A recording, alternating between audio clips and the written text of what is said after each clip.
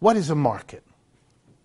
Well, the first thing, many of the public statements by our political leaders and our corporate leaders refer to us as having a market economy or a free market economy. So if that's what we are, we ought to talk about this and make sure we all kind of get what that means. And then there are others, many of them, who not only say we are a market economy, but go on and become absolutely poetic about the marvels of market economies, that these really are the ultimate achievement of the human intellect, something to be nurtured, preserved, celebrated, and given the absolute adulation of all of us. And I would like to take them down a peg, or maybe 10. So let me try to do that. First, what is a market? A market is not a complex event. A market is a system of distributing things. That's all it is. Distributing resources like land and the things we find in the ground and water and resources. And it's a system of distributing the products, the things we produce in factories, offices, and stores. Now, a market, that's all markets are. They're ways of distributing things. And here's how it works, just real simple. I make a pad. So I produce a pad. However it's done, I do that. Now, I'm a producer of pads, and I'm very proud of the pads I produce, but I noticed something, being very smart, that I can't eat this pad. Or it doesn't taste good, and it will not nourish me real well, and I'm going to get sick, and then I'm going to die, and then I won't be able to produce pads anymore. So I have a problem. I produce pads, damn good ones, but I have to acquire some other way food so I can eat, clothes that I can wear, all the other things of life. So in a market system, the way I acquire the things I need that I don't myself produce, because I produce pads, is I engage, here we go now, in a distribution system. I distribute my pad to a whole variety of people in exchange, keyword exchange, for them giving me the products they produce.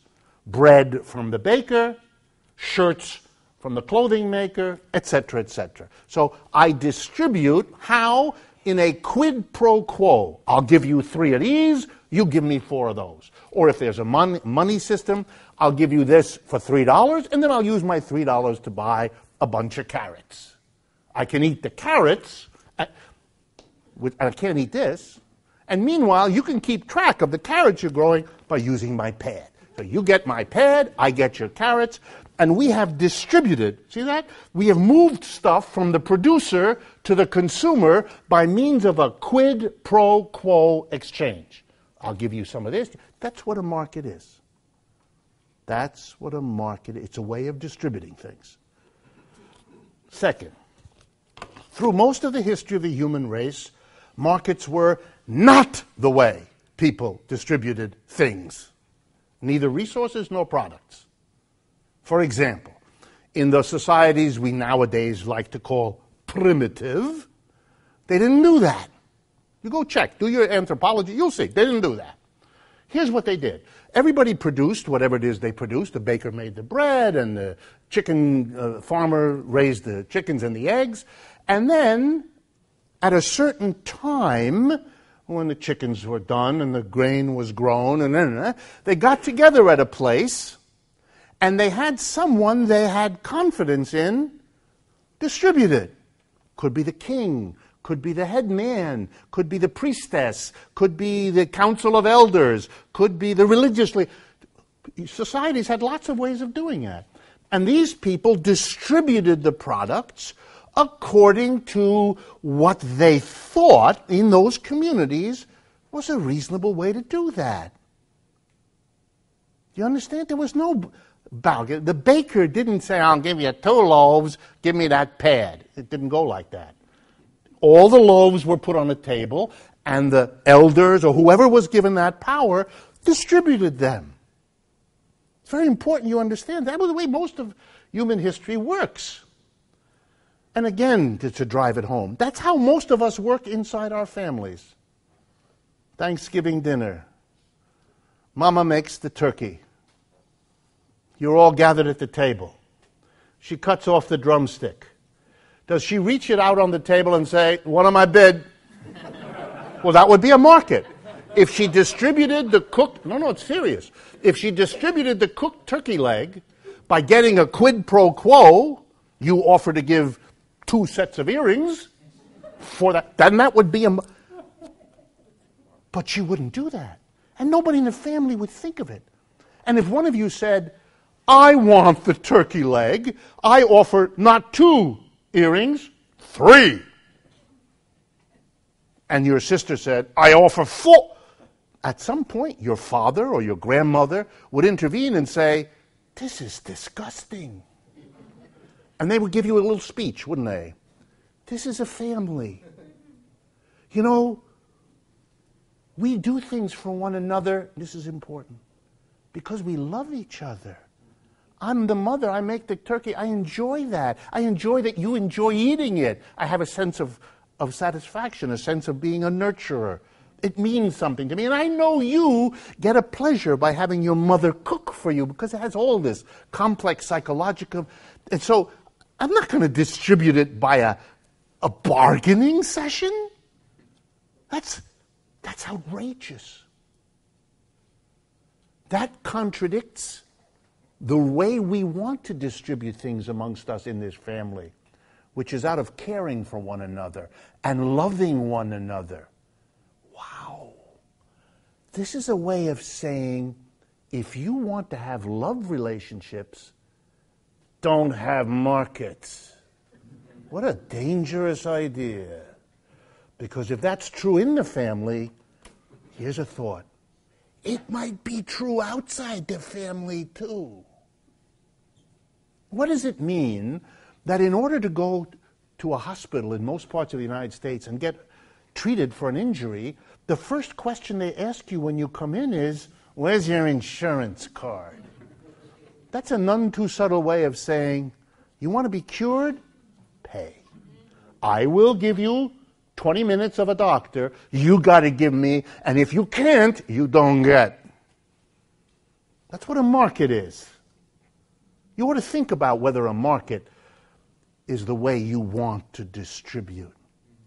What is this celebration of markets? Let me give you another example. As I told you, I flew to Los Angeles 10 days ago to do that program. And I noticed something on the airplane. Because I was the guest, I was given a first-class ticket. And United Airlines, I don't mind mentioning, why not?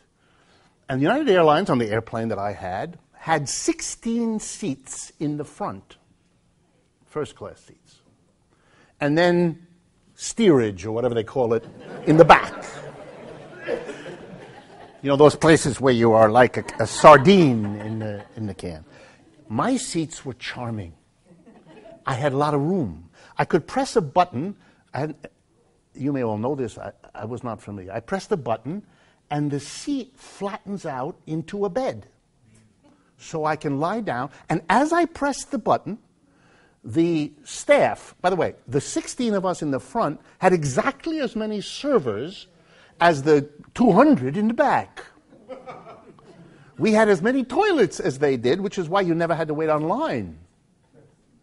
The steerage people blew up, I guess, waiting online.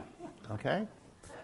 So I thought about this in preparation for tonight.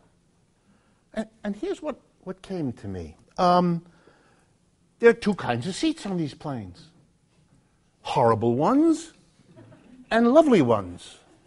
16 lovely ones and lots of horrible ones. And there are 200 and however many people there were on the plane as a whole. And so there is a issue here, isn't there? An issue is who is going to get the 16 seats? That's a distribution question. There's 16 places, and we have to distribute them. We can't give 16 places to 200 people. If there were 6 people on each seat, this is not comfortable. We don't have that. We rule that out. So Here's the question. Who gets the 16 seats? The nice ones, the pleasant ones.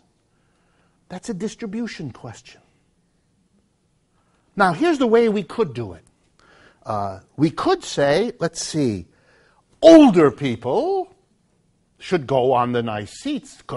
Why? Because they're older. Their bones hurt. They ought to be able to lie down.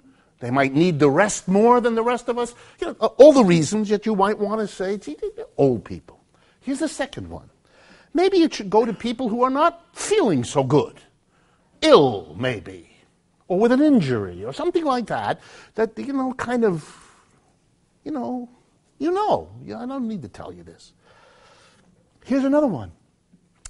Maybe those seats should go to a person who's never flown in an airplane before, to give him or her a real experience of the sort that would make them remember. That would be a charming thing to do. Right? Let's keep records of who's been on airplanes, and if you can show you're on the list, you've never done this before, you're going to go up there, and you're going to see what this experience could be nice. Here's another one. Some people are, just a few, overweight.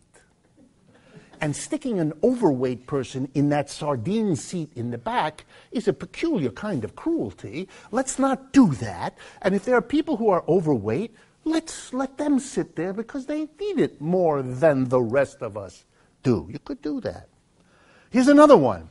You could say, we have veterans amongst us. People who have given their all, or obviously if they've given their all, they wouldn't be there, but nearly their all.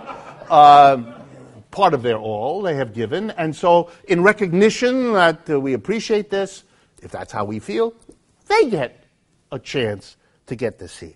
Here's another system. We could have rotation. Here's an idea.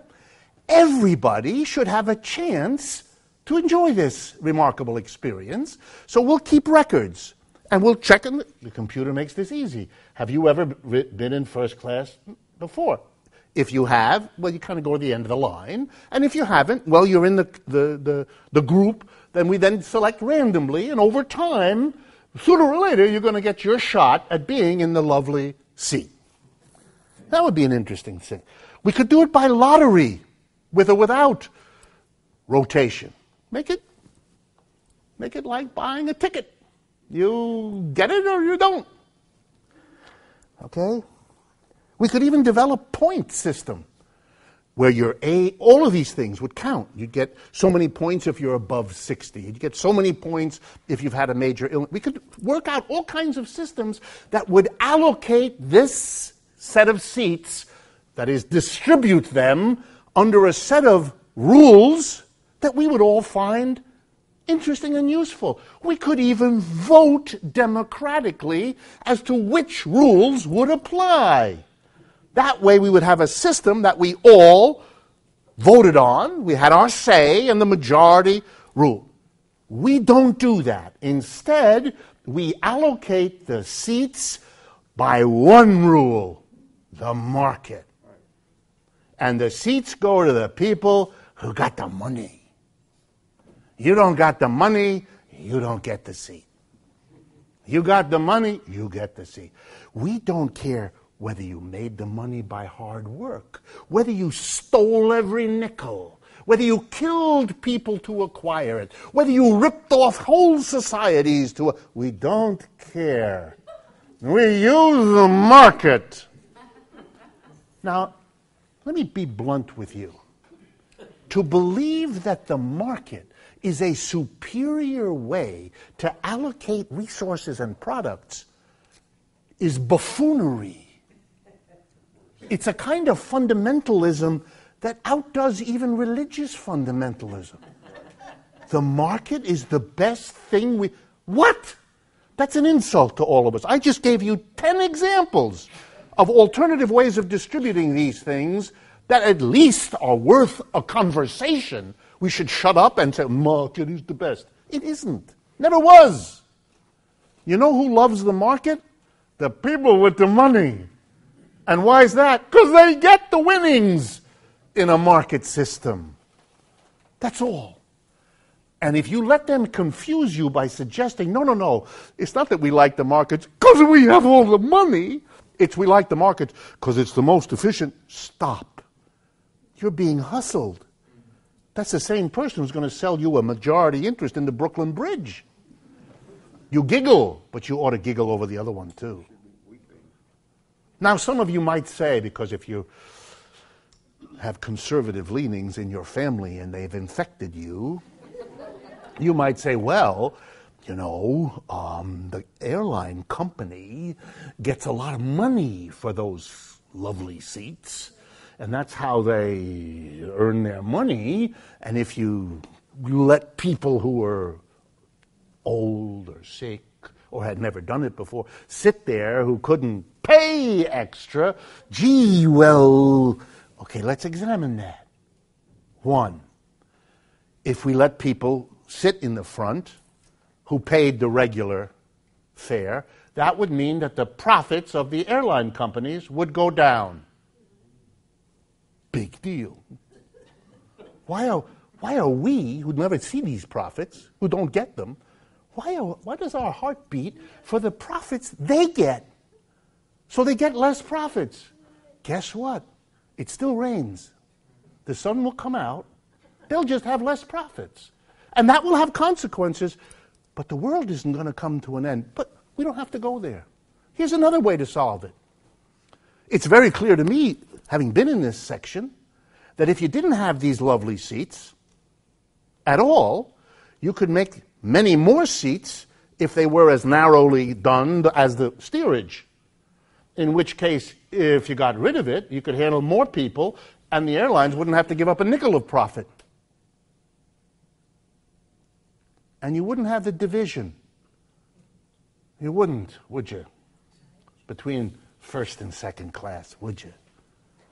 And to give you an example of a society that did that, let me close with this story.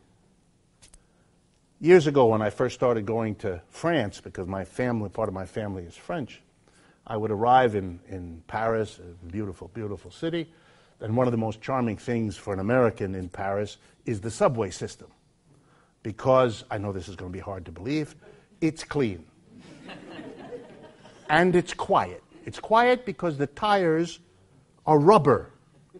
The train comes through the tunnel, and it doesn't blow your head off with that horrible noise that sounds like people scratching blackboards, only louder, because they have rubber tires.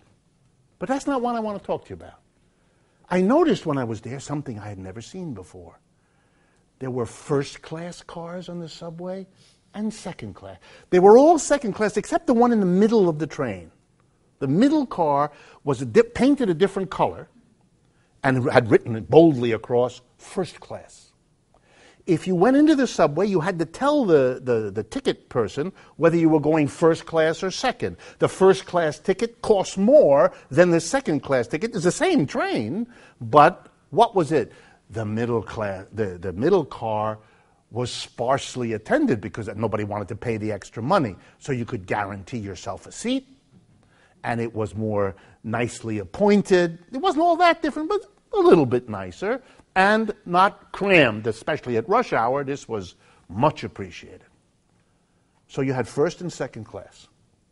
In the 1960s, things blew up in France. Some of you know, 1968, big year in France.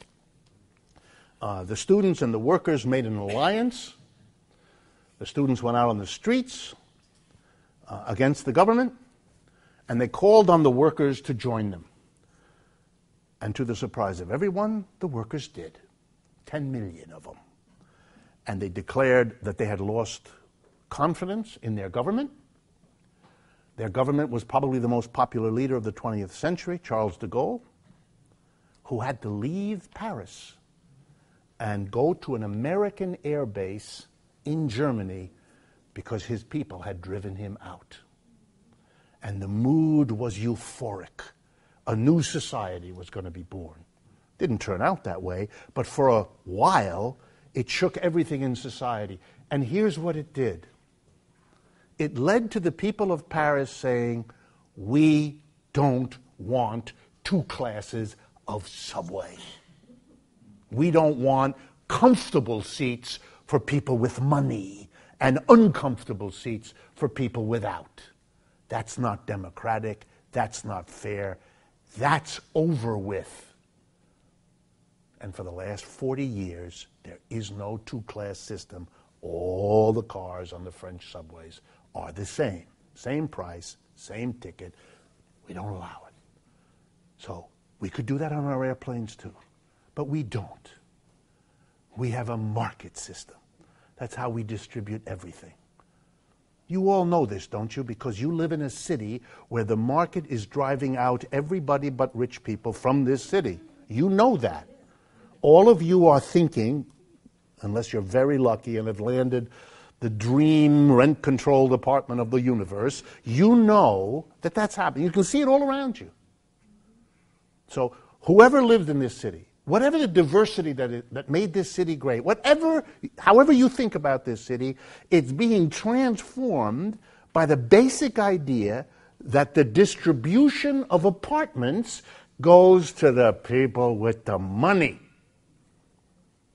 Fifth Avenue is famous in Manhattan because if you walk at night up and down Fifth Avenue, it's dark. Nobody's lights are on. You know why? If you ask a realtor, why? Because those apartments are not owned by Americans. They're owned by wealthy people all over the world for whom hiding or parking, depending on your level of honesty, your wealth by buying an apartment in New York is a clever way to get it out of the clutches of your own government, which is a shaky business. You don't want all your eggs in that basket. So you buy an apartment on Fifth Avenue. Once or twice a year, your nephew passing through stays there for 3 days. But other than that, this is just... So who gets the apartment? The people with the money. They don't even live there. We have a shortage of living space, and we have, by the way, thousands, tens of thousands of very, very luxurious, in many cases, apartments that's the market. That's the genius efficiency of the market, to distribute the scarce, beautiful apartments to people who are never in them because they're living in even more luxurious residences somewhere else. To believe in the market as some paragon of virtue is crazy. The next time you hear a politician, we have to leave this to the market, you've got a person from whom you should never buy a used car. Because you're dealing with somebody who's either nuts or hustling you. Hustling you. I got a PhD in economics. Part of what I had to do is I had to read a literature that's 100 years old called The Literature of Market Failures. I didn't make that list up. That's what it's called. It's 800 professors, many of whom love capitalism, but who show all the ways in which markets get results nobody wants. We live in a society that doesn't want to remember all of that literature. That was, by the way, written by people who got Nobel Prizes and who have chairs at the University of Chicago and places like that you wouldn't imagine. I had to read all of that to get my degree. Just like people know that the earth is probably more than 6,000 years old. Probably. And that if you encounter a person who tells you it wasn't, and who goes on to tell you about Jonah's experience inside the whale, you know you're dealing with somebody whose way of handling the universe is different, I hope, from yours. When you hear someone talking about the marvels of the market, that's the same fundamentalism. It's just not in religion, it's in economics. And you ought to be at least as skeptical.